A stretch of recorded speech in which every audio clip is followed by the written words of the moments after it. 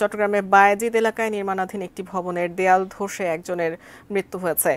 আর কেউ নিখোঁজ আছেন কিনা সে বিষয়ে তল্লাশি চালাচ্ছে ফায়ার সার্ভিস। আমরা বিস্তারিত জানতে প্রতিনিধি মনিরুল ইসলাম পারভেজের সাথে এই মুহূর্তে যুক্ত হয়ে যাচ্ছি। মনিরুল ইসলাম পারভেজ, এই যে দুর্ঘটনাটি ঘটেছে চট্টগ্রামের বায়েজিদ এলাকায়, আর কারো নিখোঁজের খবর আছে কিনা কিংবা আর কোনো হতাহতের খবর আছে কিনা সেটা একটু জানতে চাই। সেই সাথে বৃষ্টিপাত এই মুহূর্তে চট্টগ্রামে কেমন?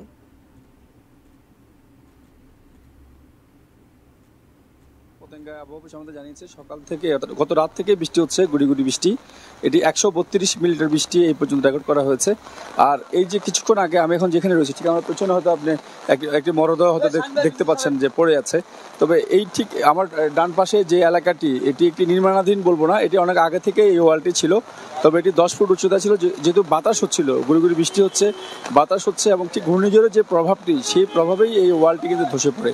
এবং এর পাশ দিয়ে যে সাইফুল ইসলাম হৃদয়, উনি পাশ দিয়ে উনি একটি ফ্যাক্টরিতে কাজ করেন, সেই কার্টুন ফ্যাক্টরি বলা হয়, সেখানে যাচ্ছিলেন।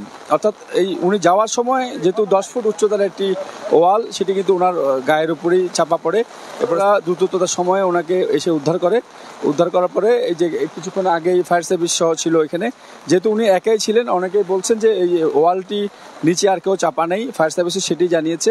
আর যেহেতু মরদেহটি এখনও স্পটেই রয়েছে, পুলিশ এসে এটি সুরতাল রিপোর্ট তৈরি করছে। এবং পরিবারের পক্ষ থেকে বলা হয়েছে উনি এই কার্টুন ফ্যাক্টরিতে কাজ করতো, পাশাপাশি উনি রিক্সাও চালাতো। কিন্তু দুর্ভাগ্যজনকভাবে সকালে কাজে যাওয়ার সময় যখন প্রচুর বাতাস হচ্ছিল, সাথে বৃষ্টিও রয়েছে, ঠিক তখনই এই ওয়ালটি ওনার গায়ে পড়ে উনি নিহত হয়। এছাড়া অবশ্য আর কোনো নিহতের খবর নাই।